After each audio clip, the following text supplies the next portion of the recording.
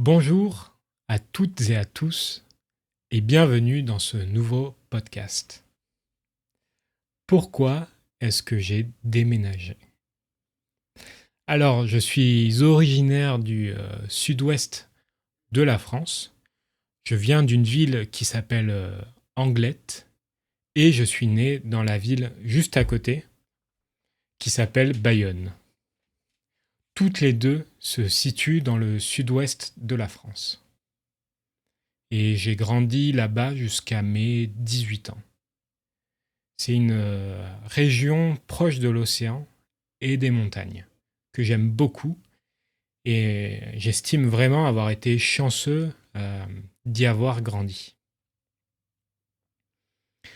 Cependant, au moment de continuer mes études, après le lycée donc, après mes 18 ans, j'ai dû aller habiter dans une autre ville afin de continuer mes études, afin d'accéder aux études supérieures.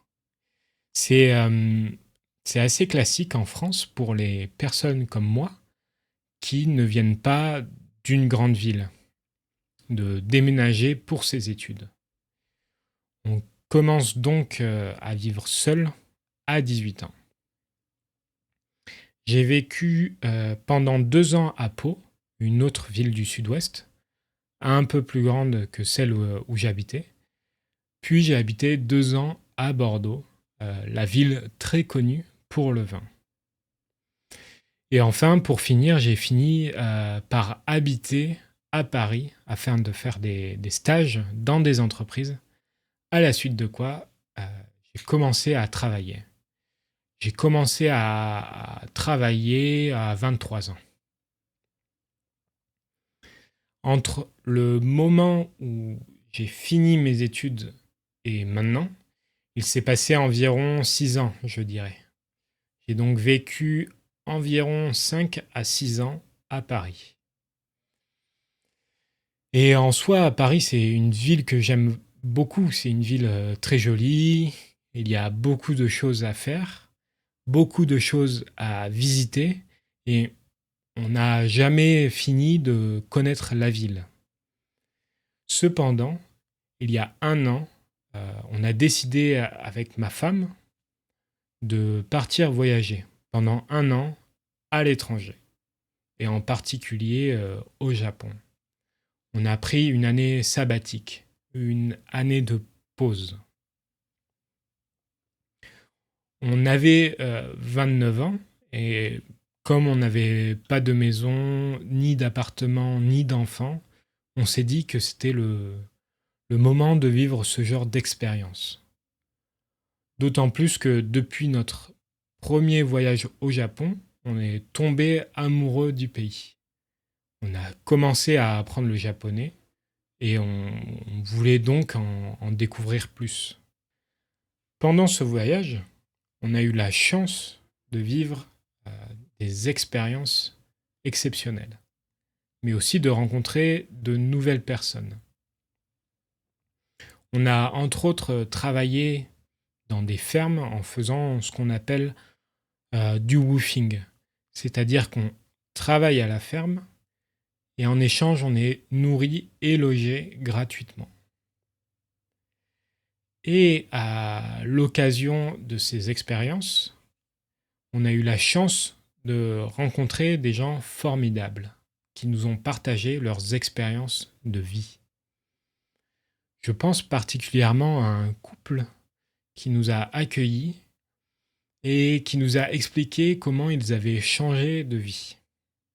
Il y a plusieurs années, la femme de ce couple avait découvert qu'elle avait un cancer et elle a décidé de faire un tour du monde en bateau, puis en rentrant, de changer totalement de vie. Pour faire court, c'est comme ça qu'ils sont devenus agriculteurs et qu'ils ont commencé à accueillir des personnes en woofing.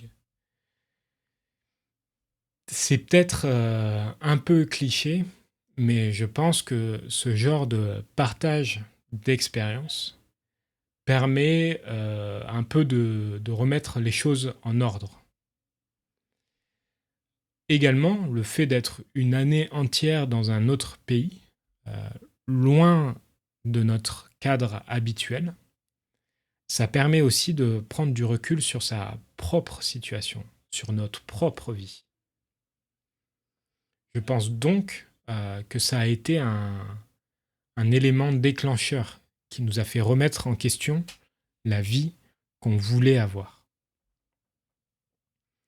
C'est pourquoi on s'est dit qu'en rentrant en France, on voulait essayer un autre style de vie, à commencer par l'endroit où on habite. La particularité, mais je pense que c'est commun à beaucoup de pays, c'est qu'en France, les offres de travail se situent surtout dans les grandes villes, et surtout à Paris, dans la capitale. Vivre en dehors de ces grandes villes, ça veut dire avoir moins de chances de trouver un travail qui nous convient. Mais cette expérience au Japon nous a fait réaliser que la priorité n'était pas nécessairement notre travail. Et on a décidé de prendre un risque qui est de se lancer dans nos propres aventures professionnelles, en habitant en dehors d'une grosse ville. Financièrement, notre situation sera moins stable, mais on pourra vivre dans un endroit qui nous plaît. Au moment où j'enregistre cette vidéo, c'est le début de cette nouvelle aventure. Pour ma part, j'ai décidé de devenir professeur de français en ligne et créateur de contenu. Et c'est le but de cette chaîne, de vous fournir du contenu qui vous aide à apprendre le français. Alors si vous voulez me soutenir dans cette nouvelle aventure, et si ce contenu vous aide à progresser en français, n'hésitez pas à vous abonner, à laisser un like, un commentaire. J'espère que ce format vous aura plu. N'hésitez pas non plus, si vous avez des retours ou des critiques, à utiliser les commentaires.